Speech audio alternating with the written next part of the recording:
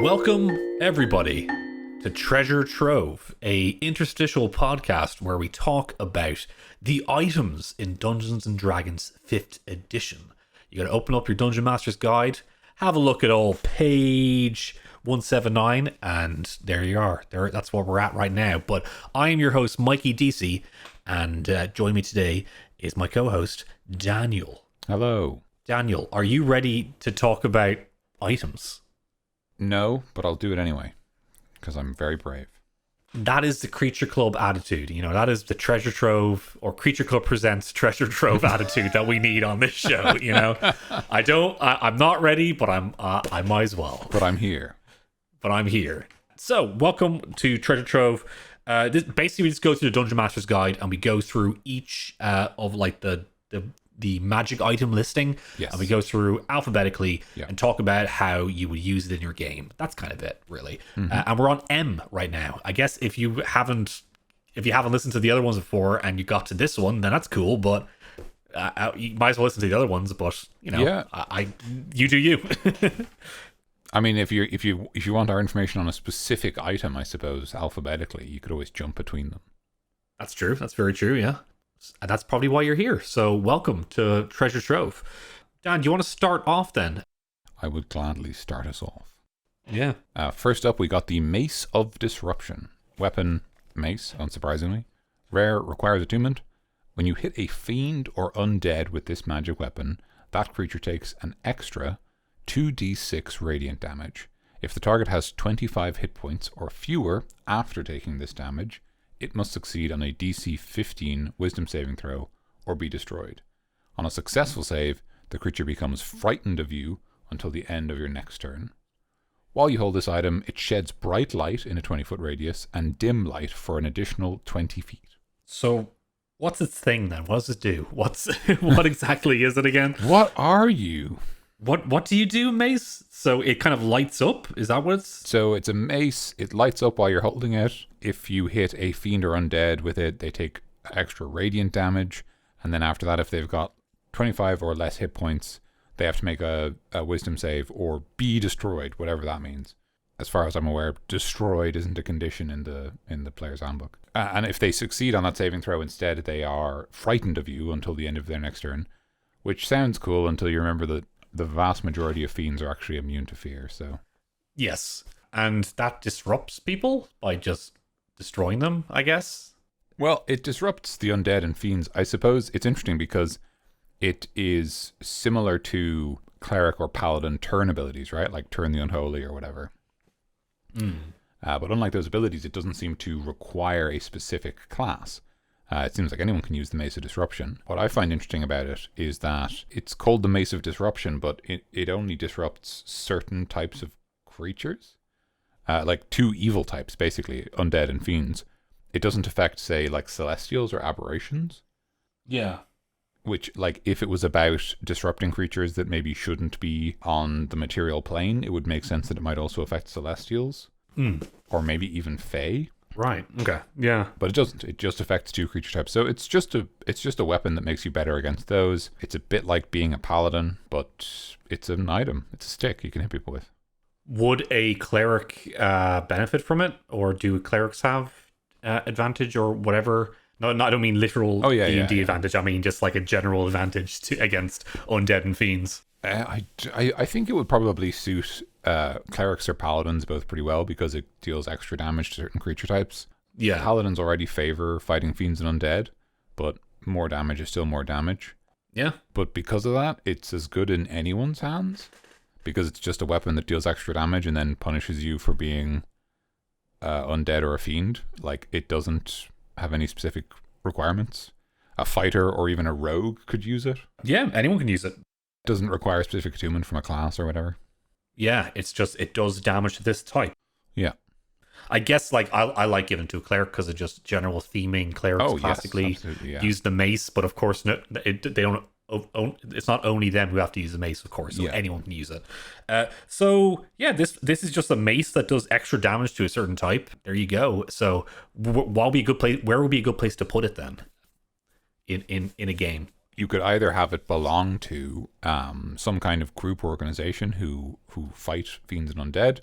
So any kind of church or paladin order.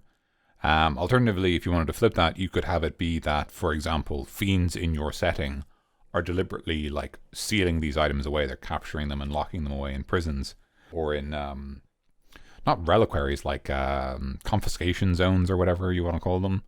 Yeah. Specifically because they don't like people having access to them, which could be an interesting way to flip that on its head. And it would also explain why, for example, if you put it in a place, why that place might be trapped or dangerous or might try to resist, dungeon delvers and adventurers because it's actually been built by people who don't want these weapons to get out. Either because they were built directly by fiends or undead or they were built by their servants. As for who could wield it, like initially, you could have it in the hands of, I would say mostly like friendly NPCs, because if you gave this to a villain, probably wouldn't get to use it much on the party. No. It's also kind of one of those items where you can't really tell what it does if an enemy or even any NPC is using it. Yeah. Because it's very much just a mechanics thing of it does extra damage and it might light up and that's pretty cool. But like I'd say a lot of magic items can do that, So it's very much just like it's a fun thing to have in like a treasure box or a treasure room or wherever being locked up. But if an NPC of any sort uses it, you're like, that's just a weapon. Like how can they can't really tell if it's a special weapon, Yeah, I agree. So there you go, the Maze of Disruption. How about we just move on, shall we?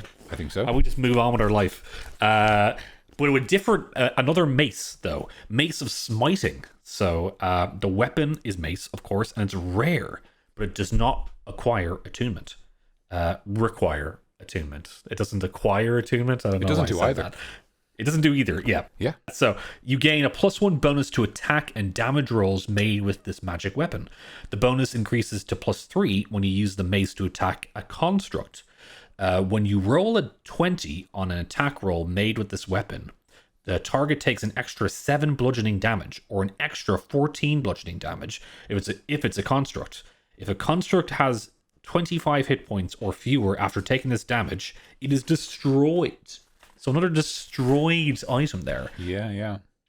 So this one here is kind of similar, but different things, of course, to it. So it has a bonus to attack and damage rolls. Yes, first of all, yeah.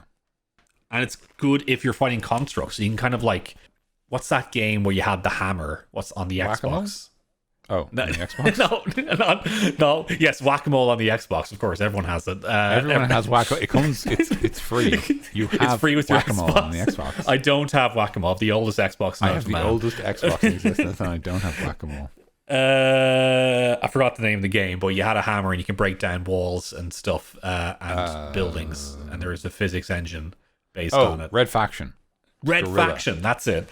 Gorilla. And yeah, I was just thinking that, but it was constructs instead, where it's a hammer or a mace in this regard, and you can break down constructs and smite them, I guess. So yeah, it's strange it doesn't require attunement. It's just anyone can use it. Yeah, it is. It's unusual that it's a +1 weapon that anyone can use. Why this one out of all +1 weapons? I suppose it's probably because it's just a weapon that deals more damage. Yeah. The Mace of Disruption, just because it's the one we just read, and for comparison, that might simply require attunement because of the fact that creatures hit by it can become frightened of you. And obviously, if you had a weapon like that and were passing it among the party, maybe power level is one concern, but maybe just kind of practically keeping track of that would be kind of difficult. Yes. Like you hit everyone with the Mace of Disruption and then they're frightened of you, and then you give the mace to your party member and then they hit people, and you have to remember, like, wait, which one are they frightened of again? And is it that they're always frightened of whoever has the mace or whatever? So it's probably easier to make that like attunements just for rules simplicity. And then because this is just a mace that deals more damage and then deals even more damage when you're hitting a robot, it can just be anybody's. Dropping my book, sorry. Silly question. +1 items, +1 like weapons, they don't acquire attunement, is that right? No. Just regular +1 or +2. Yes, an ordinary +1 weapon wouldn't require attunement inherently. Normally, attunement is a way to remember, like, if something has charges or if it has an ability that recharges at the start of every day or whatever. Yeah. That kind of thing. That's generally what attunement's used for. It's just kind of keeping track of those things so that they're tied to a person. Right. So I guess this is kind of just like one of those weapons, but it does something a little bit extra, really. Yeah. It's like something a little bit, because you're not really fighting constructs that much. No, think, not reliably. It's interesting.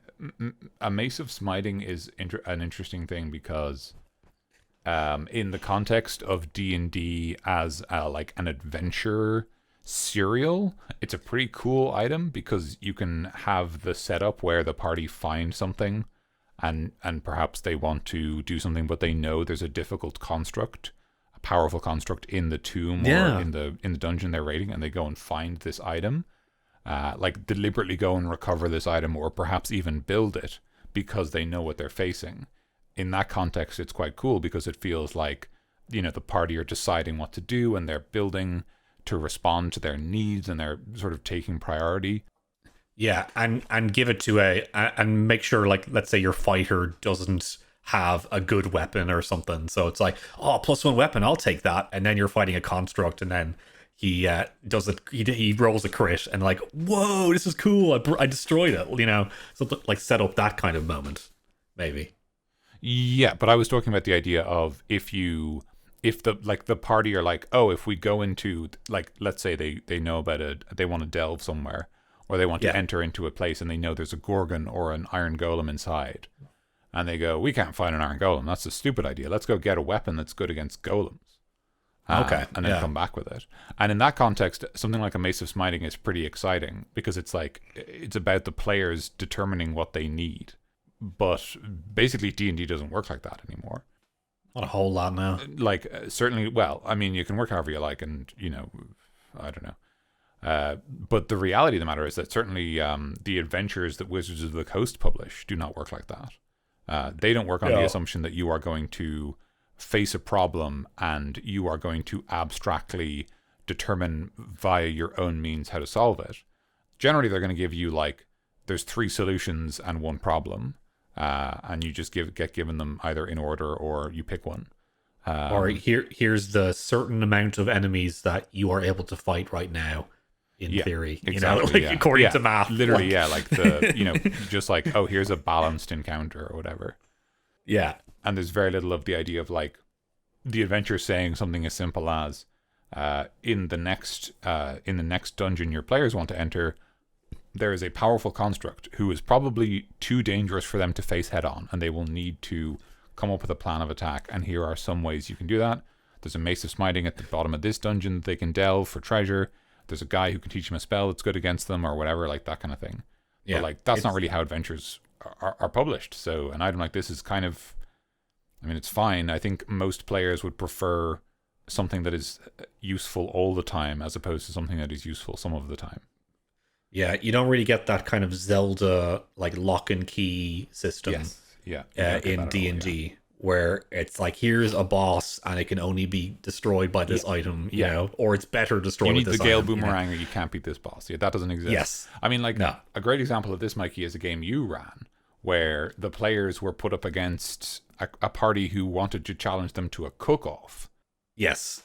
Let's see who can cook the most delicious meals. And the party were like, no, we're just going to kill you. Yes. And in my opinion, what you should have done at that stage is gone, you lose. Because you didn't beat them in a cook-off, you killed them, which means you lose. But you are more gregarious than I am, so you didn't let them, you didn't punish them for that.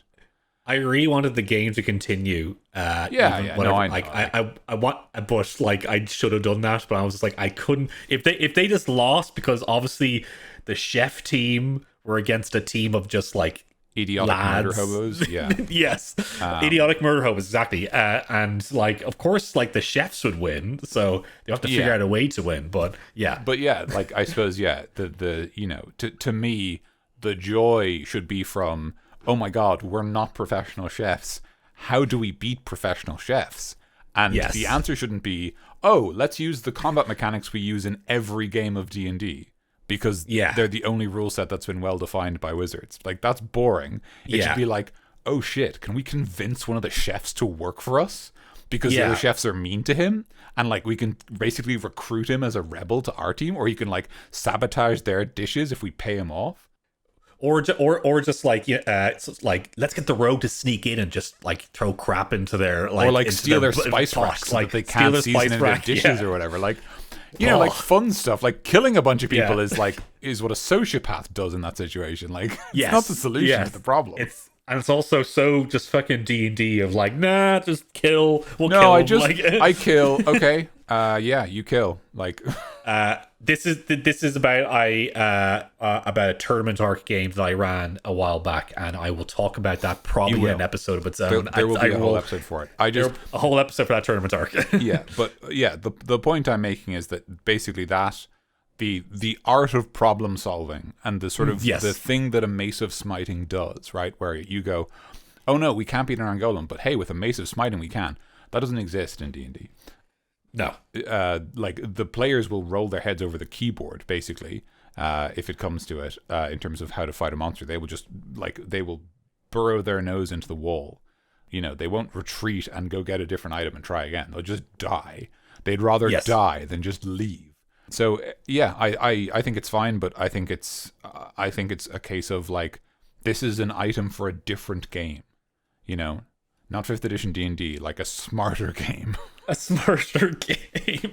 Plenty exist, but what point of our podcast did we get to like loving D&D to just kind of loving it but hating it at the same time?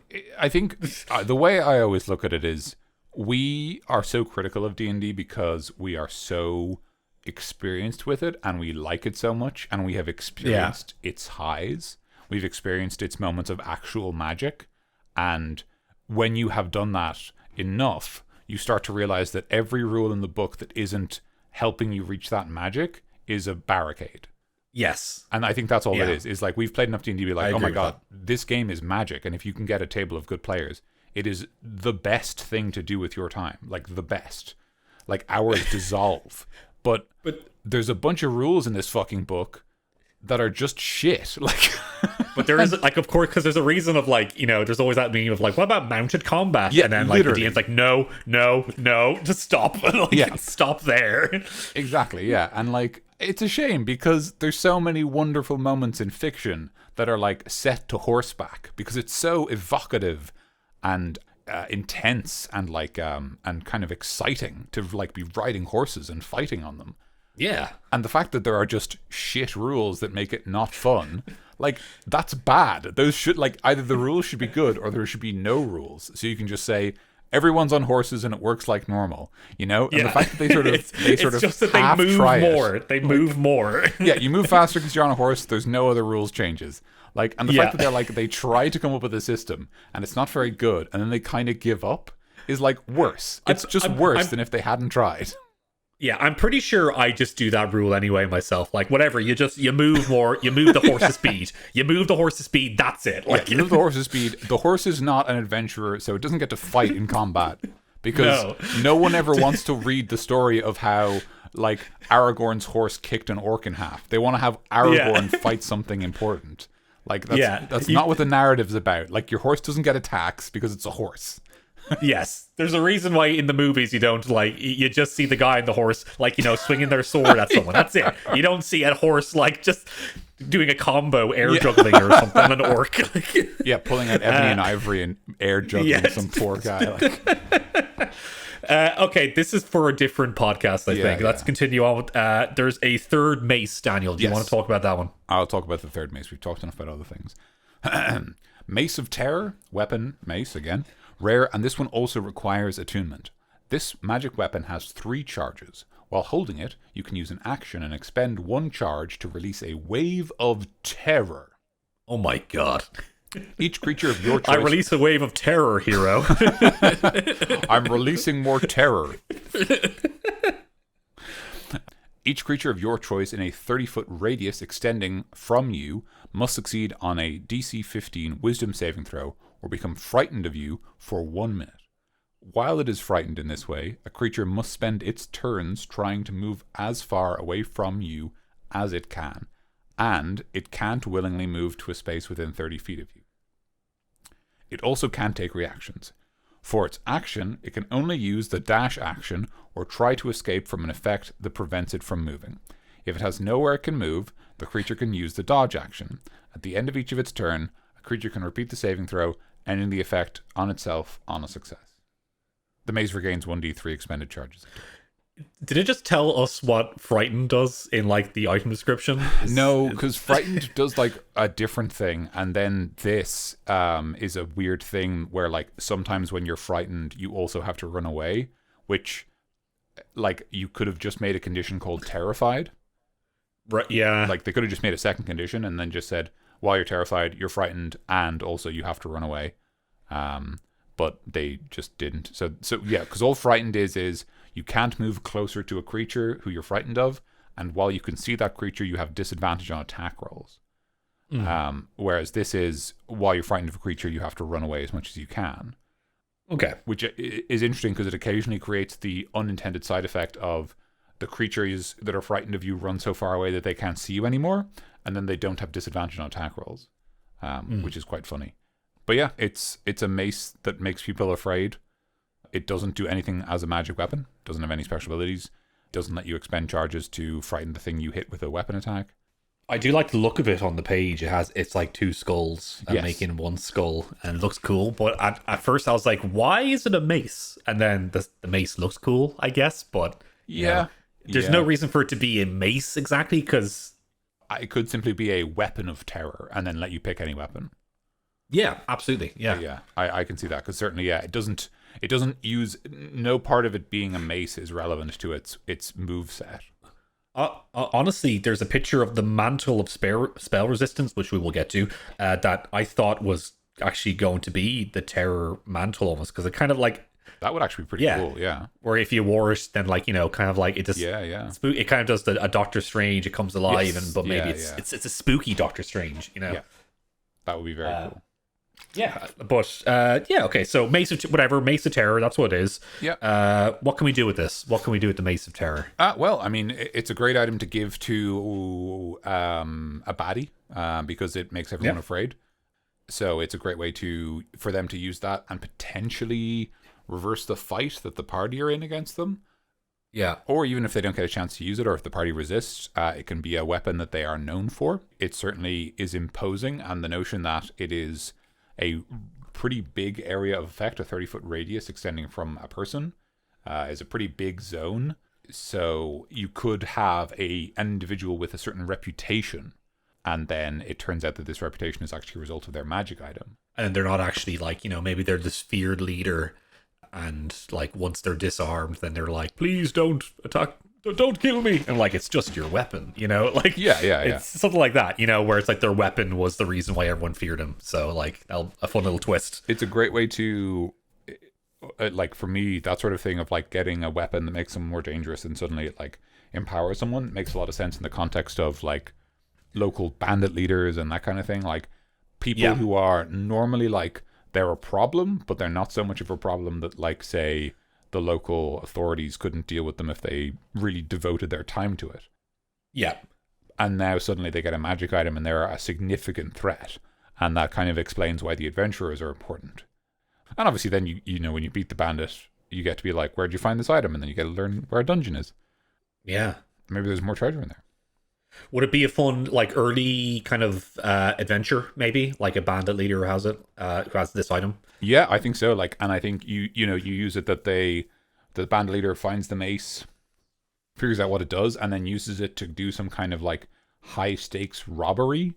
Maybe like there's a local like coin mint or some other kind of high value location that's very heavily guarded, and the bandit attacks with their mace and uses it to like compel the guards, who are maybe normally known as being quite strong-willed and experienced warriors, compels them to retreat and is able to get away with like stealing loads of gold or something else, maybe something more immediately concerning to the townspeople, like a stock of food, or fresh water or something. So like food and fresh water, if that's taken, then that means people Like it'll be kind of like a moral reason to help them. Gold, it'll be a big like reward for first time players. Yes, that they can spend on whatever. And a magic item, probably one of their first magic items they get. Yeah, so I think it'll be a fun adventure to do. So and then you can kind of have a follow up where they learn from the bandit where this like or maybe they kill the bandit, but the bandit has like a diary or a notebook where they describe how they found this mace, and now the party have like a location, like a dungeon. And depending on what sort of story you want to tell, maybe someone asks them, hey, could you find that like hole in the ground where some dude found a magic mace and just like seal it up because this can't happen again? Yeah. And the party are like, yeah, we'll seal it up. And they're like, after we rob it blind. And then, but they go in there and then they find a bunch of just cultists just going like chanting. Yeah, like, a bunch of mad dungeon shite, like.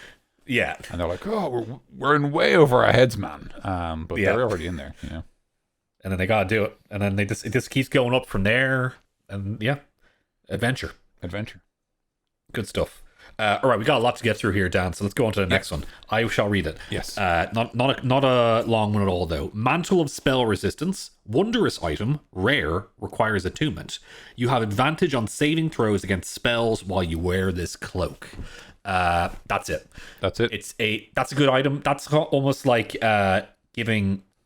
Is it legendary resistance? Is that the what like a lot of bosses seem to have monsters? Yeah, where they can automatically succeed a saving throw they fail. Yeah, the Mantle of Spell Resistance. I know we just said it for the Mace Star. Mantle of Spell Resistance is, in my opinion, like the item to give villains, especially mid-level villains, because it makes them kind of spell resistant.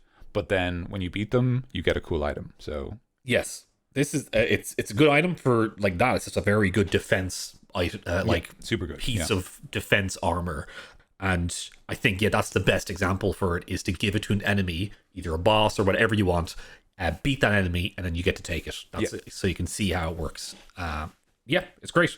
Not a whole lot you can go with that one, really. It's very straightforward. It's very powerful, but it's cool. It could be like a cloak or a hooded cloak or whatever, but yeah, it's fine as it is. I'm going to move on quickly because we talked far too long. Yes. About other stuff. Manual of Bodily Health. Wondrous item, very rare. This book contains health and diet tips, and its words are charged with magic. That's the fucking lamest shit I've ever read in my entire life. Wait, I'm sorry, they put a fucking health book like in D&D. That is okay. If you spend 48 hours over a period of 6 days or fewer studying the book's contents and practicing its guidelines, your constitution score increases by 2 as is your maximum for that score. The manual then loses its magic but regains it in a century. Okay. That's okay. Other than the final sentence, that happens in real life. Yeah. Okay, sorry. That is. I just find it very funny. No, I mean the fact that it says this book contains health and diet tips, and its words are charged with magic. That's the most like inadvertently I can tell a nerd wrote this thing I've ever seen. Like, how do you make your body more healthy? I don't know. I guess you eat better. Oh, okay. Like, like you couldn't have asked anyone in your life, like a doctor or a physical therapist, who might say like, oh, there's lots of different ways to get healthy. It really depends. Yeah. And oh god, that's so lame. Let's just move on. It's just okay.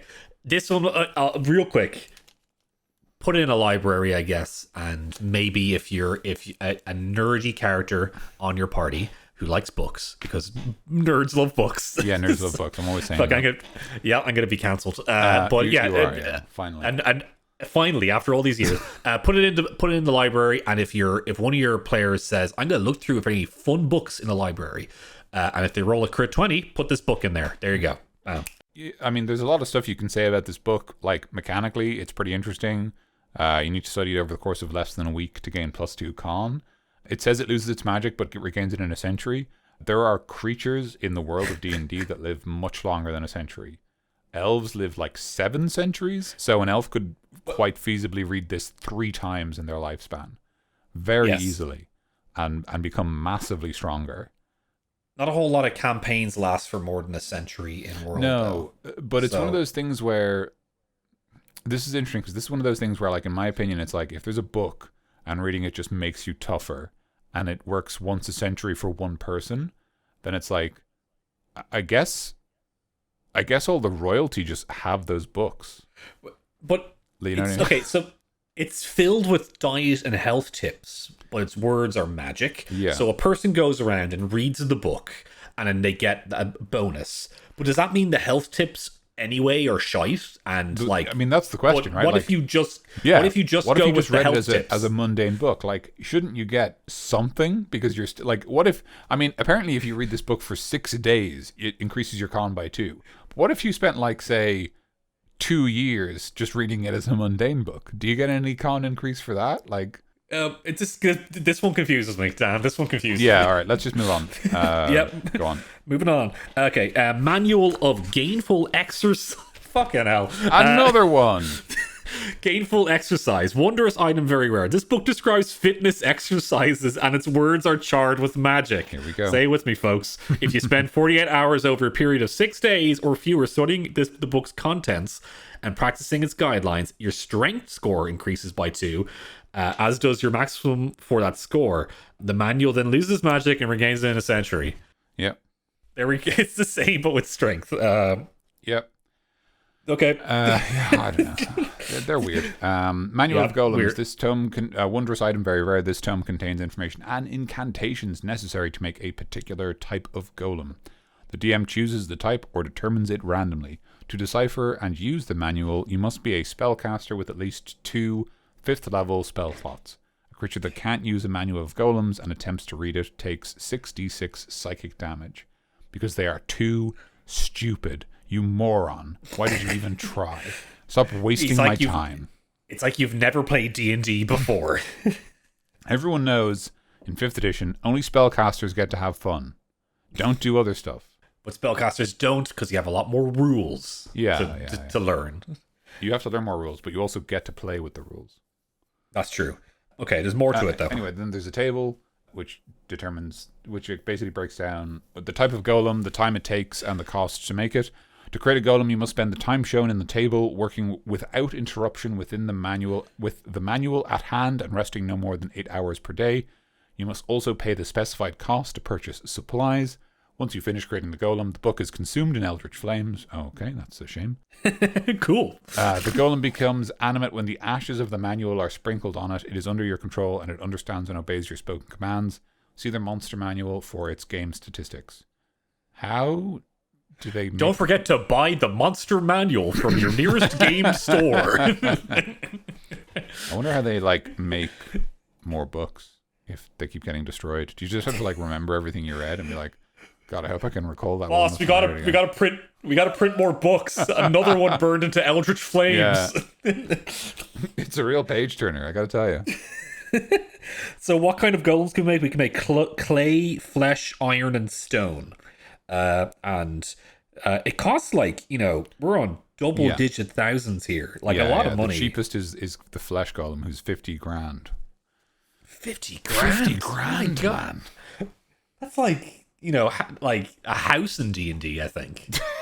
No, that's I think a house is a lot less than in that. Dublin City. I don't know how many gold doubloons it takes to buy a house in Dublin, but I don't want to know. Just I don't want to know that. Anyway, we've got another manual to read, Mikey. Yes, a manual of quickness of action.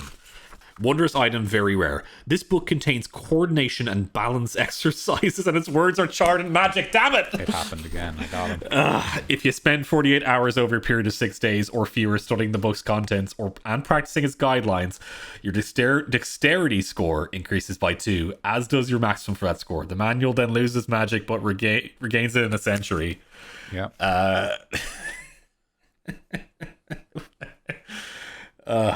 I don't know. I don't really have a lot to say about these books. They're just kind of weird. They're kind of weird. The golem one can be it's a lot of money and a lot of stuff to it. But I can picture it being a bit of fun because you might get a golem. Oh yeah, friend. yeah. The golem one's more fun, and also the golem one is a way better. Like a wizard has hired you to go find an item book. Yes, and then the wizard does this, and then why does it burn up in flames? Why do you have so much money for this? And then it's no, but none of your business. Now it's your friend. And then the manuals of physical attributes are all they're fine, I guess. I just find them kind of weird. I guess they wanted to go with the books are knowledge kind of thing. The knowledge.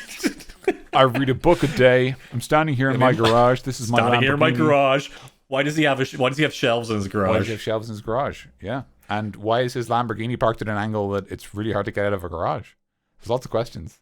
I watched that video on YouTube, and then like all the comments are just like, after all the years of seeing it on my ads, I'm trying to find this video. Yeah. I just love that if you just Google "this is my Lamborghini," it's the first video that shows up. This That is makes my me so Lamborghini. fucking happy. So stupid. Anyway, yeah, I don't know. Like the manuals are fine. I think it's just a case of like they're one of those items that exist where I'm like, if the people in D&D like know what's going on, the players are just not seeing these books, right? Like, or if they do, they've already been read. You know? Yeah. I mean, if you could magically read a book in 6 days that would just make you like noticeably stronger or faster or tougher, like the only reason you wouldn't read it is if you were extraordinarily devoted to someone else and wanted them to read it. Yeah. I guess. So I don't know. I don't. It is one of the items that I know of in my knowledge anyway that will like increase past your maximum of a stat. Yes, it will. Which that is beneficial, I guess, in a way. But I'd say you can do that with a lot of other stuff in the game. It's just this one's kind of done weirdly. You're right. It's just like why. I know it's just kind of a strange item and how it's done. I guess they kind of want to simulate. You got to read the book, so you have to like devote yourself to it for 6 days or whatever. You know, like they wanted to simulate books in this game. I think they wanted to make it powerful, but also the reality of the matter is that like what they needed, what you maybe needed is to make it much harder to study, rather than it being 48 hours over a period of 6 days. Yeah. Which is like, admittedly, like 8 hours a day, which basically means you spend most of your waking day studying the book, which is still, I guess, kind of intense. But like, that's it. Like, after 6 days, you just get it. Like, comparatively, it takes, at least 30 days to make a clay golem. So it takes 5 times that amount of time to make a clay golem. And it also costs money. So, like, it's pretty quick comparatively, and you just get it, and then it's just done, and, yeah, I don't know. I don't really like it, because it's like, who in the party gets it, or do you just all get a book, or what's going on, or... Yeah, everyone, like, some guy's like, read my book, and then he gives a copy to each of you, and then he's like, you owe me 100 gold each. Yeah, exactly. It's like, you know, if you gave, like, because these are pretty significant items, but, like, if you gave, like, the party enough for, like, 4... even if you did that, gave every member one, someone might just say like, well, I don't actually care about my dexterity score. I don't care about my constitution score, because there's nothing in there that says you can only benefit from a manual once, which is, in my opinion, the one change I would make. I would make a change to each of these and say, you may only ever benefit from one manual of quickness of action, etc. for each of them. So basically, like that thing I just said of like an elf could read the book 3 times and get their score up 3 times. No, they couldn't, because they can only benefit from the book once. Because if it's the same book, why would reading it 3 times make you better? You just don't. You benefit from it once and then you're done. Yeah, so I don't know. I just think they're weird. And I don't understand what role they play in a D&D game. They're very like, it's like, oh, cool, it's a book that makes my score bigger. Can I just have like a cool sword that's on fire or something? Like... That item is in the game, and like no one wants to give it to you. You know, no one ever wants to give me it. No one ever wants to give you that flaming sword. But how about you talk about another item? Yeah, let's just move on. Next one. Let's just move on. Let's just move on. Mariner's armor. Armor, light, medium, or heavy, uncommon. While wearing this armor, you have a swimming speed equal to your walking speed. In addition, whenever you start your turn underwater with 0 hit points, the armor causes you to rise 60 feet towards the surface. The armor is decorated with fish and shell motifs. Very cool. I think I had a character who had this set of armor actually, and I my character Bowrock the orc did get a mariner's armor, and I think I used it for swimming at one point. Yes. We had and that's really it. But it's cool armor. It's just armor that makes you swim. Like you can kind of still have a heavy. Yes. Like I think I had a heavy like a mariner's plate. I think it was like heavy armor though. Like I don't know if it was plate or something else, but yes, it was definitely heavy armor. So it was very cool to have like heavy armor, but you can swim in it. So it's like absolutely. It's just generally that kind of stuff is cool, you know. Yeah. It has a utility in the game that you normally deal with, like armor or a weapon, and then it has this other thing that it helps your character with, like swimming, where it doesn't come up a lot, but when it does, it's good to have a advantage to it. So Yeah, and it's nice to give like someone who maybe relies on like someone like a fighter or a rogue who relies on kind of traversal more because they're more melee oriented or positioning oriented. yeah, It's nice to just give them the swimming option, like just give them that extra horizontal flexibility, which is nice. And like when you're a melee, like a fighter, let's say, and you have a swimming speed, then it's good to have it's good to have the bonuses, or not even bonuses, but just the regular, like your regular stats. Yeah, exactly. Yeah. It's when like underwater, you're not slowed down in the water, and yeah, exactly. You just don't have to worry about that stuff. You just like, I'm fighting the same underwater, and that's it. Like, that's the armor kind of just lets me keep fighting as if I'm on land, which is cool, and kind of like it feels magic in a way. Yeah, it's very cool. Yeah, just generally a good armor. Maybe give it to a boss or something. Maybe have it like just in a cool magic shop, actually, where if your players are trying to find ways to like, oh, we need to swim. So, and then they just find this cool set of armor, or maybe even just like it's just in a shop. It's worth a lot of money, and then they say, like, some guy's like, oh, you can get this for this amount, and it's just there, and you can buy it if you want. But yeah, I'd agree with that. I think it's kind of the sort of minor enchantment that you could reasonably put in like a lot of shops. The idea that this is just a more like a slightly easier to find magic item because it's a bit more utility, and it's not really a problem if, for example, every member of your party wanted it. You'd be like, that's fine, that's not a problem. Just lets you all swim. So yeah, I could see that definitely. Like, this is the kind of thing where you could just stick it in a magic item shop. Yeah, go down to your old enchantment Joe's, and then he'll enchant your armor for you. $50 a pop. Make you swim. There you go. I'll make you swim. I'll make you swim. Yeah, cool. That's Mara's armor. Pretty handy armor there. So next, Medallion of Thoughts. Wondrous item, uncommon, requires attunement. The medallion has 3 charges. While wearing it, it can use an action and expend 1 charge to cast the Detect Thoughts spell. Save DC 13 from it. The medallion regains 1d3 expended charges daily at dawn. Cool. So to understand this item, we have to understand the Detect Thoughts spell. So do we have it? Is it anywhere? Oh yeah, it's great. It's got a really, really long description of what it does, but I don't like these kinds of spells. I can summarize it for you. What do you got? In brief, you can detect thoughts. I believe you can use it to like sense nearby creatures, which is pretty cool. I sort of like that. But otherwise, you can focus on a specific person, and you can either read their surface thoughts, which means they don't make a save, but you don't get any specific information. But you can kind of read their like what's most on their mind at the moment, or what they're feeling. Okay. Or you can try to probe someone's mind. So you can basically kind of like mentally invade their brain. And at that stage, they get a saving throw. And if they pass the saving throw, they block you. And I think they know that like someone's trying to invade their mind. I don't know if they know it's you right away, but they certainly figure up, they know something's up, basically. Yeah. But if you pass, you get to like kind of ask them specific questions in their head. You get to basically learn more specific information, and that's really all it does. It's generally, it's not actually very specific as a spell. Yeah, that's cool. Then that's a pretty like broad spell. So a medallion like this would be pretty handy because I think anyone could use it. Then yeah. It's just a thing that anyone like. So if you had this, you can give it to someone. Maybe if you don't have a real like magic, like maybe just like no wizards or no one who has detect thoughts in your party. Giving an item like this is pretty handy because it just gives them an extra arrow for the quiver, if you will. Yeah, exactly. Yeah, and the fact that the spell is quite flexible and can be used in both social encounters, but also in like dungeon delving and stuff like that. Yeah, is nice. And also putting it in an item like this, because it's kind of a utility spell.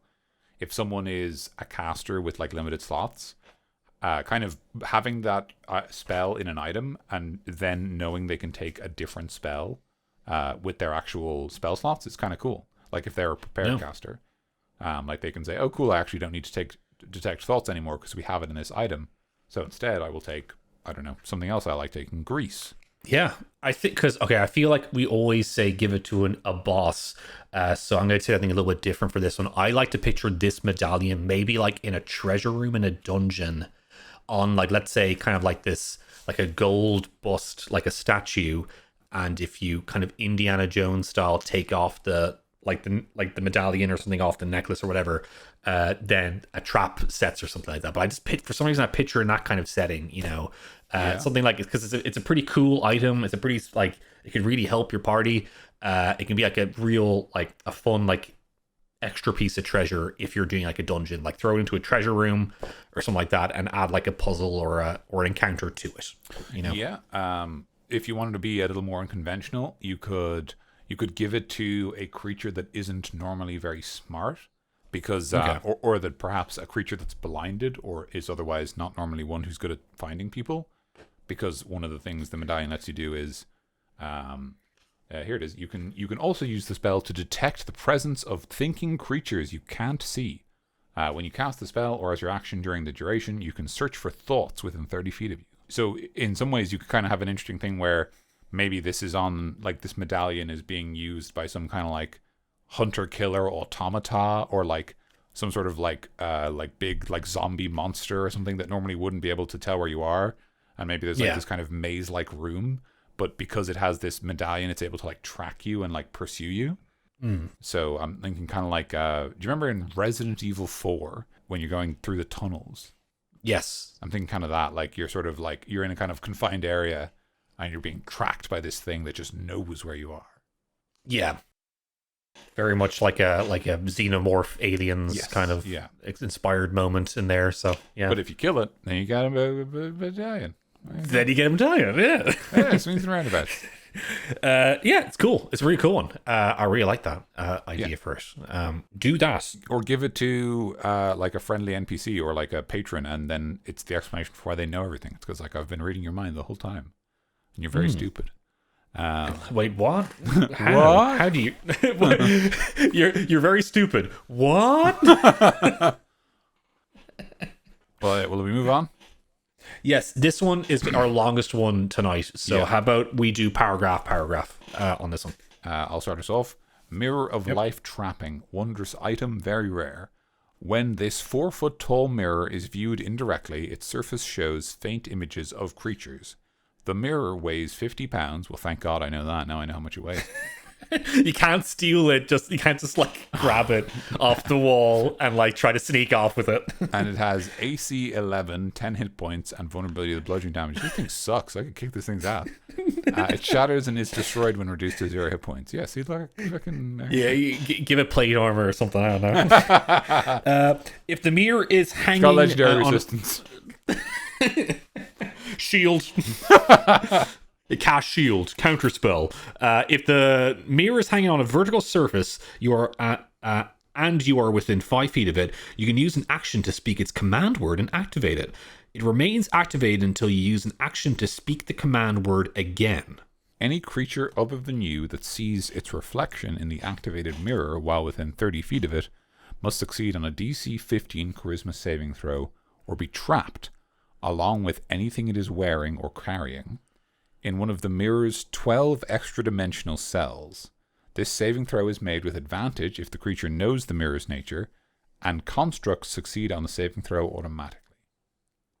An extra-dimensional cell is an infinite expanse filled with thick fog that reduces visibility to 10 feet. Yeah, of course. Creatures... Yeah, right, man. A lot like the extra-dimensional cells you'll find in your own home. Yes. Almost identical. Creatures trapped in the mirror's cells don't age, and they don't need to eat, drink, or sleep. A creature trapped within a cell can escape using magic that permits planar travel. Otherwise, the creature is confined to the cell until freed. The Phantom Zone? That's right. Question mark? Get in the Phantom Zone, hero.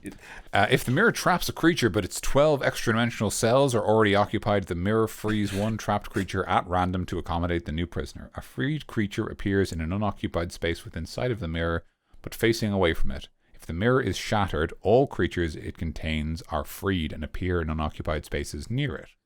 God, there's so much. While within 5 feet of the mirror, you can use It's just so much. Yeah. You're just not never going to use it.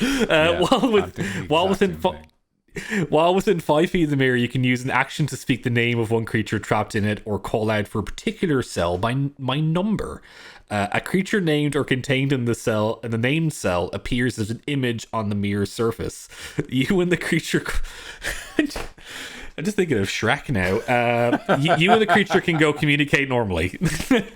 In a similar way, you can use an action to speak a second command word and free one creature trapped in the mirror. The freed creature appears, along with its possessions, in the unoccupied space nearest to the mirror and facing away from it. This is like JoJo stands, but kind of later in the series. This has big Part 8 stand energy. Mm-hmm. Like, my stand is that I put a mirror up in your apartment, and if you look at it directly, you get sent to the Shadow Realm. But I only have a certain amount of cells, so you can fill them up. If it gets filled up, I have to eject one at random, and if I'm able to access the mirror by standing close enough to it, I can talk to people in it. I know how in JoJo's how it'll be defeated. So let's say part 8, like, you know, Josuke goes in there and like maybe another character has to get him out by adding randomers off the street. It'll be like the Enigma fight in part 4. Yes. Which is great. Exactly like that. JoJo's is good, guys, in case you're figuring out what we're talking about. JoJo's Bizarre Adventure is a very good anime. Yes. With a new part / season coming out soon, so it's good to check it out right now. And a new part also being written in the manga as well. Yeah, that's right. Lots of new parts going to it.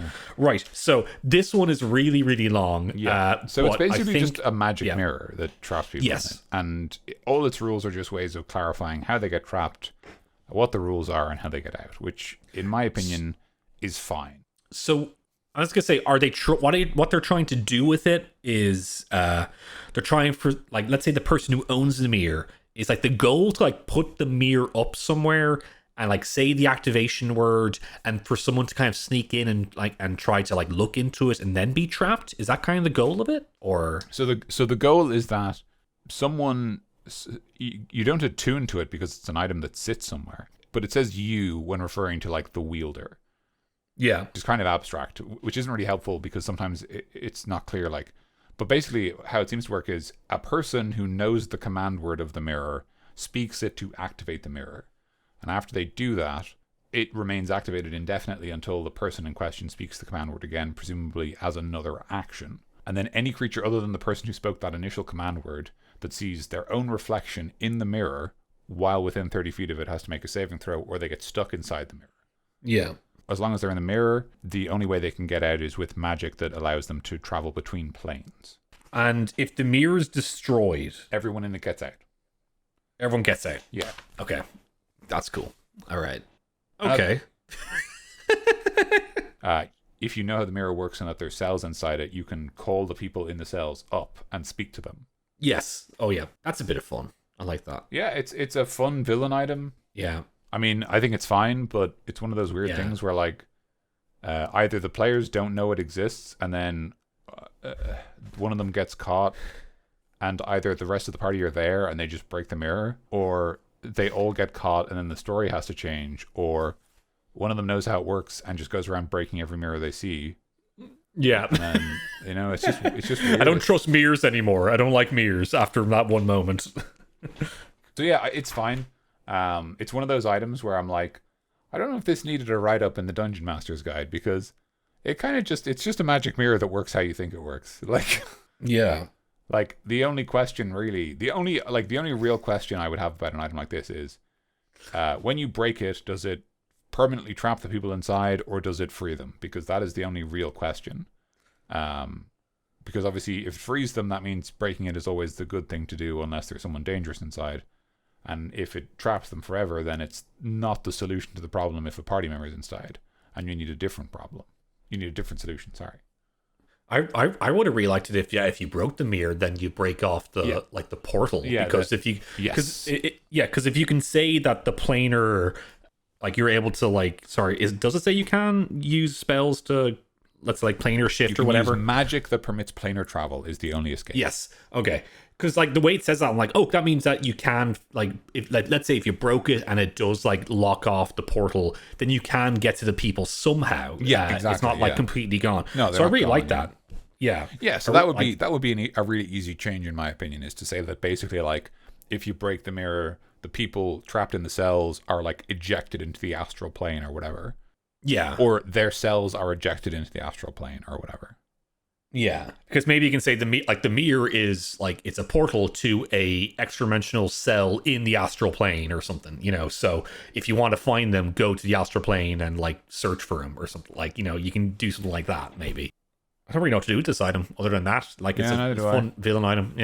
Yeah, I don't know. I mean, I don't know if the idea is that you're supposed to be like, you know, some kind of evil so and so who's able to like feed off the life of people trapped in the mirror, but like there's no suggestion that that's something the mirror can do innately, so there's no reason to believe it has any kind of like, it just puts people in, it's just a really complicated version of like a hole in the ground basically. Here's an idea, because I see a picture of a sword and I'm reading this description. What if you made it a sword of trapping? That'd be fun. Oh, that'd be cool. Yeah. Like you have all these, I don't know if it's going to be like the 9 Lives Stealer that we will talk about in the next episode, but, you know, it'd be fun to have like, you know, I trap souls in my sword and then... it'd be kind of interesting if it was like if it was like a sword or a shield and it was the same idea of like if you see your reflection in it, but there's more of an active element of the person you're fighting is trying to force you to see the reflection and maybe you have to blind yourself to not do it. Sort of like fighting a Medusa or a Basilisk. Yeah. Something like that would be fun. Like you can kind of do a few things with it, but other than that, it's an alright item. I don't know. Cool. It's one of those items where like you could give it to a villain and then it would like maybe affect the party, but I'm like apprehensive of how interesting it would be. It would really like always it would depend on the party, but like if it was a party of very new players, they might feel a bit like surprised and like how were we supposed to know that would happen, and maybe a bit like cheated because they just sort of someone got put in a mirror. And they're like, what the fuck? What do we do now? It's very much that kind of like when you put your players in a jail, then it does kind of get rid of their agency. Yeah, exactly, Mikey. I was just gonna say it's always that kind of like, you know, like you can have this is just jail, but like a cool. It's cool. It'll be cool in a book or in like a show. Yeah, but in the game of D&D, it's kind of like you're put into jail. Do not pass go. Do not collect $200. But like, but you know, that's it. It's like, and especially because it's like there's exactly one way for you to escape jail if you're inside it, which is cast one of a very specific list of spells. That's it. Which is like especially lame because there are entire classes in the game that don't get any spells, and it's like, oh, I guess just fuck them, right? Like. Yeah, this will teach you for existing the barbarian class, like, you know what I mean? Yeah, like, it's like if your players were put in actual jail, then they could at least you can do like a prison break kind of episode, which is you know? Fun and exciting, and like, you know, if the players are up for it and they're like, all right, we go to jail, and hey, like now we get to do a cool thing where we go back to zero because all our stuff is taken off us. Yeah, so we kind of have like a power reset, and we have to break out, and we have to like rely on other prisoners, and like. Yeah, that's cool. That is the only reason to put your players in a jail. Is to do like a prison break, I think. Yeah, and like it's not that there's not cool stuff you can do with, you know, putting various interesting characters inside this like mirror of life trapping, but in that context, it kind of it's not very valuable as a item in the DMG. Like it's just a plot device at that point, right? Like if you say like an ancient swordsman or a powerful like evil spellcaster is trapped inside this thing, it's the same as like they could be fucking trapped anywhere. They could be trapped with their own arse for all that matters. Like it's literally just the plot says they're not here yet, but they could be. Yeah. So like, you know, it's fine that it exists, but at least if in like an ancient swordsman was in there, that'll be pretty cool. At least like, oh, you have an encounter at least when you're in there. Like that's something. Yeah, you could do stuff like that. Like, and I mean, I think there's some interesting things you could do, but at the same time, I think that like because, and I guess you can again, you know, you can make it more complicated, but this is one of those things where it's like you can make it more complicated and interesting, but like the rules are what's here. And the question is like, is this interesting? Because in my head, I'm like, the most interesting thing I can think of, really, is that if you didn't know how to use the mirror and someone inside it was someone you wanted to free, but there was another person inside it you didn't want to free, then you would have to figure out how to break them out without, like, because if you know, like, your characters know if you break the mirror, everyone gets out, but they also know, like, oh, there's someone really dangerous inside who, like, we don't want to let out. Yeah. But also, like, our friend is inside, so we have to get them out. Like, that's interesting. But there's a question of, like, okay, well, how does that, like, you know, like, that's a story, I guess, but it better be an NPC in there at that stage, because otherwise it's going to be very boring for one player. Yeah. And again, at that stage, it's kind of like, it's just magic jail. It's just jail by any other name. So, yeah, I don't know. It's... Yeah. So like, because it doesn't seem like one of those items where you would give to the players, because they wouldn't really know what to do with it if you did. Yeah, like, put prisoners in there maybe, and you don't have to worry about where to store them in your house or whatever. Like yeah, you could do a cool thing where you give it to the players, and then the players get to, like, put the baddies in the mirror, and then you kind of do like a Hannibal Lecter in Silence of the Lambs thing, where they've got, like, the baddies in a cell, and then they can question them. And maybe you can call up all the villains from the previous arcs and stories, like, you have them all on speed dial. Like, let's go. Yeah. You know, from the first arc, here's Gorbalax the Wizard, and then we call them up, and then from the second one, here's Billy the Barbarian, and then just kind of it's all the rogues gallery that you fought up to this point, kind of stuff. That could be kind of interesting, and that's the most interesting I think the players could do with it. But, like, it's one of those things where I'm like, yeah, but, like, are your players going to be the kind of people who go, like, is it okay that we put these people in here, like, instead of just a normal jail cell? Like, you know, like Billy the Barbarian's a bad dude, but, like, the king would just execute him if we let him out, and, like, now he's just trapped in a deathless, sleepless life forever, unlife forever. Like, he will never age or die, but he will never feel hunger or fear or, like. And if he gets out, he'll be, like, mad. Like, that's be the other thing. mad. There's a weird thing where, like, yeah, you know, even if that happens, right? Like, because of how D&D actually works, there is a solid argument that if your villains get out from the cell, they'd be the same level they were when you put them in, and so you just kick their ass because they're fucking level 4 and you're level 17. There's no fun, like, the return of like this guy. You know, it's just like, nah, they're level 2 and then or if whatever. you're like, and then if the DM is like, well, actually they got stronger because they trained in there, it's like, but wait, you can get stronger in there? Then this is worse than just killing them, because, like, we just let them get stronger. How about we go in there so we don't have to eat or sleep or anything? We just train in there. Yeah, like, it's like, and now it's just the hyperbolic time chamber. Like, it's, you know, like, see, that's like, you could jail again. You're trying to write how, like, cool ways of using this, and you're just writing more questions for yourself. You know, like, it's one one cool idea is like two, like, it's two, but wait, hold on. Like, you could have it be that they trap all the villains in the mirror, but you know what would be actually cooler than that? If the players had a big old fortress and they had to build cells to contain all of their previous villains, and then, like, maintain them, and, like, constantly live, like, in fear of the fact that the most dangerous people they've ever fought are, like, living under them, and they have to, like, constantly deal with that, and that makes them heroic, because instead of just killing these people, which would be the easy thing to do, they, like, stop them from harming others, but they're like, I'm not going to take your life away because I think you can change. And instead of, like, trapping them in a fucking like extra dimensional cell, just putting them in a real space and being like just talking to them every day and trying to, like, convince them to change, and, like, putting themselves at risk doing that is, like, a lot cooler. Yeah, and they're in their own cells. They're just like if they get out, then we're the people to deal with them. Like, we're the best people out there right now to deal with them. So they might as well be near us. Like, what a cool, like, base of operations for the heroes. Yeah. But yeah, anyway, all right, let's just move. We've said a lot. Okay, that's basically the climax of this episode, I think, because the last one here is just mithril armor, medium or heavy, but not hide. Not hide. Don't even think about hide. I know you're thinking about it. Don't. Yeah. Don't think about it, because mithril's not hide. Mithril's light, flexible metal. A mithril chain shirt or breastplate can be worn under normal clothes. If armor normally imposes disadvantage on dexterity stealth checks or has a strength requirement, the mithril version of the armor doesn't. So this is just a classic piece of armor. A lot of my characters have gotten this armor a lot, I think, where it's great because you can just wear it without having to worry about the stealth or the strength. It's just a bonus. And if you like, let's say if you want to be stealthy and not wear like a huge bit of plate armor and you want to stay in like civilian clothes, you can wear this underneath it. It's very much, of course, it's based off, in Lord of the Rings, Frodo, who got off Bilbo with the mithril chain vest. Yeah. And when Frodo got stabbed, then it protected him. So. Yes, exactly, yeah. But no one knew what was there. It was like, it's mithril chain.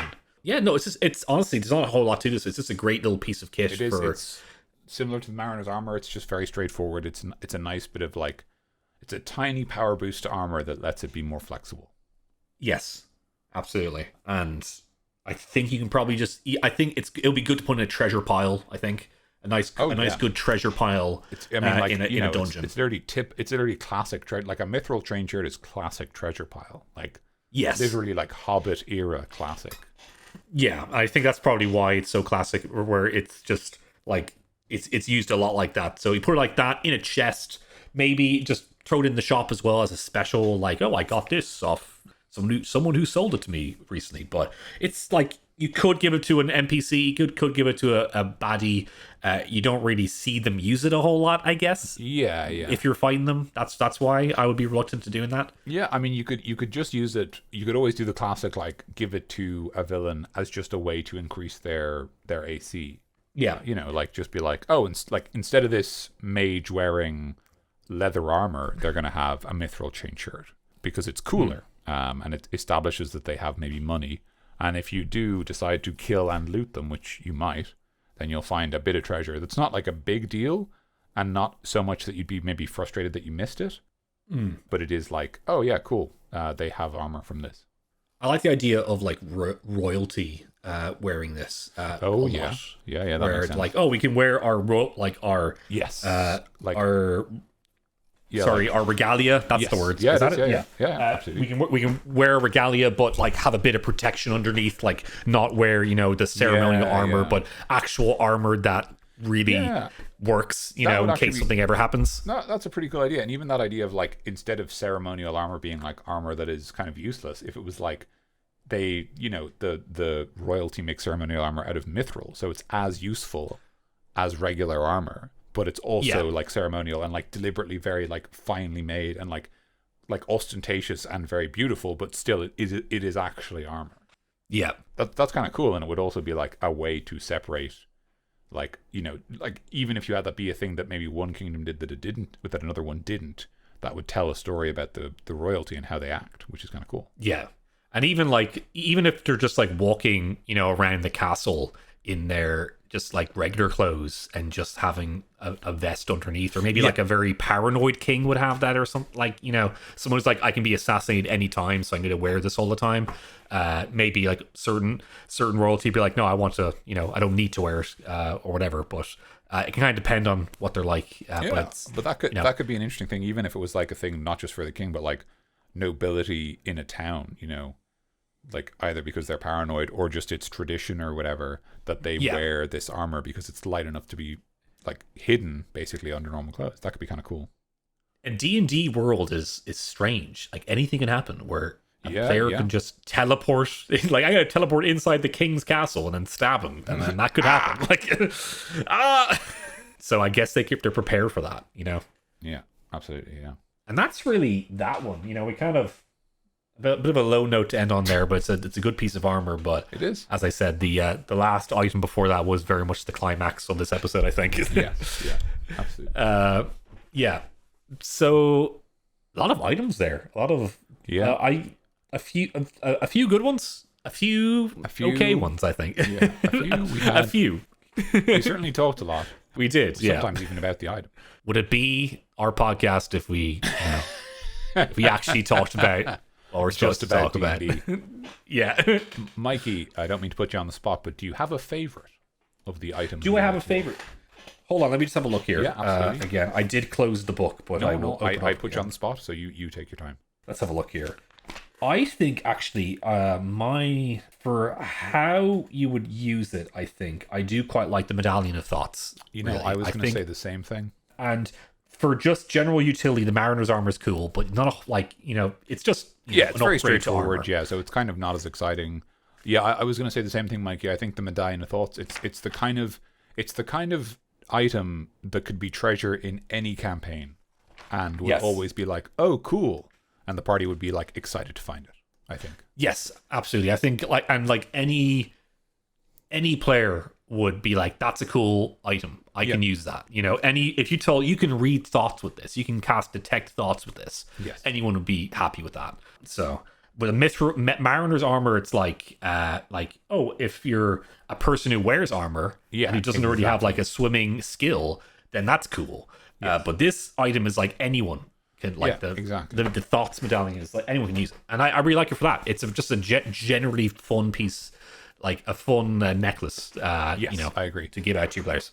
So you're the same on that one, I guess. That's your favorite too. I think it's my favorite too. As I say, it's literally just like, I think it's a great bit of like horizontal flexibility. Just gives your party like the ability to kind of read people more insightfully. Yeah, it's a great way to compensate for in a party where maybe they're not the most social people, where they might have a hard time reading people's motivations or whatever, or they might feel like, I don't know if my character is like smart enough to infer that stuff, but now they can use an item. And if they are the kind of player who likes that sort of like political angle of like negotiating and even being like, what does this person actually want? They can really engage with it. But also because it's like easy to use and relatively quick, like it isn't limited to just social encounters. As I say, you can use it to detect thinking creatures, so you could use it in any fight where visibility might be a problem, or the creatures around you might be using like invisibility themselves. You could even use it against villains just to learn more. Like imagine having the opportunity to like, use this medallion like while you are confronting like a dragon in its lair, just to maybe get an idea of like what's it thinking as it's talking to us, like what's it planning, or what's it afraid of, and then maybe like that's the kind of stuff where like if the players ask the right questions, they could learn stuff about like maybe there's stuff in the lair that the dragon is like keeping because it's like it's too dangerous for anyone else to have it, and it's like, oh, there might actually be like dragon slaying arrows in the hoard if we can find them, and like that's kind of cool, you know what I mean? Like it's the kind of thing where it's like your players maybe don't have enough time to find them in the heat of battle, but if they've like used detect thoughts and they know the dragon's afraid of it and they can kind of get an idea of where they are, now the players can kind of do more stuff in the fight. Yeah. I really liked your idea of like a blind character using it. Maybe you can, if you really want to make like a different character, even as a player character, if you want to make a different character, there is a bit of fun you could do with like, I want to play like a blind character, have a bit of a penalty to it, and use this detect thoughts medallion and see how you can perceive the world like that, really, I mean, even something similar as like the blindness deafness spell, or curse, if they were cursed and they couldn't see for a time. And it was like they had to learn to improvise and use their magic items in a different way. Yeah. That'd be pretty cool. Like, yeah. Absolutely. Yeah, that's a good one. So I guess if you're going to take any item from this episode, use the Medallion of Thoughts in your game. Yeah. I think any player will be happy to have it. So throw it into your treasure room today. Yeah. Do it. I agree. I see you're scribbling up a dungeon for your players right now, listening to this, looking for inspiration. Good for you. Good prep. You have an empty box there, an empty hex there on the map. So just draw a medallion there and you'll thank us later. You're very welcome. Yep, you're welcome. So how about we end it there, Dan? Okie dokie. Thank you so much for listening to Treasure Trove, which is a Creature Club podcast show. If you liked what you listened to, please consider giving us a subscription, a like, whatever way to follow us, I guess, whatever podcasting app you use. And if you like this, then consider telling a friend about us if you think they'd like D&D stuff as well. We have a website called creatureclubpodcast.com. Is that yes, the web? Correct, it is indeed. Yeah. creatureclubpodcast.com, where you can go on there. You can find all of our episodes there archived. You can contact us with a contact us form. Send us either homebrew stuff you would like to show to us that we can put on a later episode, or you can just send us, general thoughts and messages that you want to send us, saying that, hey guys, you're a good D&D podcast, or hey guys, you're not great. That won't be great to see, to be honest with you, but if you want to send to us, go ahead. But I'll be why I'll be would you sad. encourage that? I'm not going to encourage that, to be honest with you, but whatever. Do you guys. Uncritical praise only, thank you. Yes. I will not be taking constructive criticism at this or any time. I don't want to see it. We also have a Gmail, creatureclubpodcast@gmail.com, where you can do pretty much the same thing that I just said there. You can contact us if you want to do it that way instead. Creature Club Pod at Creature Club Pod or Creature Club Podcast on twitter.com. You can follow us and talk to us there. And that's all the bits there. Daniel, did I miss anything at all? No, you didn't miss anything, except that if you have enjoyed this and you don't feel like recommending it to a friend because we're weird and we cuss, which are both good reasons, you could leave us a review on whatever podcasting app you use, which would be dead handy. Apparently, they're very important on Apple Podcasts, which is an application I don't use, so I won't take it personally if you don't leave a review on there. But I understand they're quite useful, and probably that's true in other places too. And even like, you know what, because I work for a small business for my own job. You do, yeah. And I know the importance of testimonials and like reviews. Yeah, actually, that's a good point. Is generally good. Where if people are like, "What's this podcast about?" and they look at the reviews and people say, "This podcast's pretty good" on the reviews, it actually does help, and it kind of shows that people do listen to us and we're not just like a void. And also, like, people, it's stuff like if someone looks at this and they go, "Oh, is it any good?" Like, you know, are they like, let's be a bit frank here, are they problematic? Like, do they talk about like the sort of stuff where like I would feel uncomfortable or unwelcome there? And I think just having people say like, no, actually it's a good time, or hey, actually they swear a lot, like you can't leave this on in front of your kids. That's all worth knowing, you know, for other people. So very much so. We do have explicit on all of our episodes. We do have the that's fine. That's good. We discussed it when we were going to release the first episode, and I was like, are we going to not swear? Are we going to bleep our swears? Or are we going to just have the explicit tag? We just said we'd have the explicit tag because it's the easy way. I was very much an advocate for not censoring ourselves because I'm not much of a censored guy, even though actually I'm not too much against not swearing, but I think in a podcast format where you're just talking with friends, I would talk how I normally talk, where I do swear. So likewise. Yeah. But if I was doing a more edited show, like for a YouTube kind of thing, then I would easily be able to take out swears and that. Yeah, of course, because you can write a script and such, and it's very different. Whereas, because this is open form conversation. Yeah. But I'm glad it says explicit anyway, so people don't put this on in front of their kids. It's there. It's there that people see that it's a warning. Absolutely. That we do say the F word once or twice in an episode. There's effing and cursing, as we say in Ireland. That's true. Yeah, effing and cursing. I love that phrase. I love effing and cursing.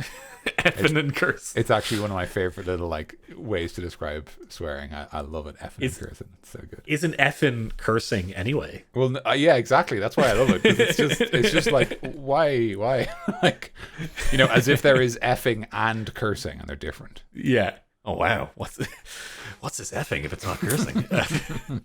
Excellent stuff, guys. Well, thank you so much for listening to Treasure Trove, guys. We will probably try and do an episode of something else next time, like a Creature Club or whatever. But whatever it is, you'll see. So thank you so much for listening, guys. Next episode will be about something else. I have been Mikey. And I've been Dan. Stay cool.